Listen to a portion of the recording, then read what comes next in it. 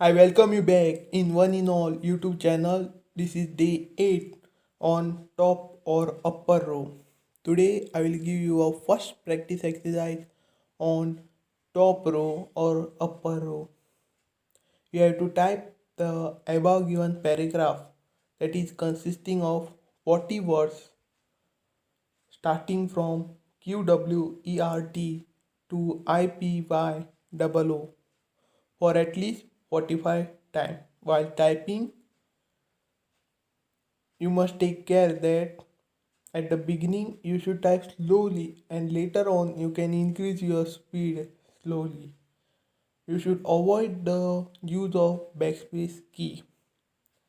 While typing, if you make any mistake while typing any word, you have to repeat that word itself for 15 times.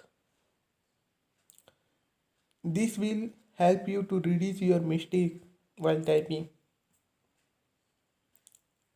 That's it. Thank you. Thank you so much.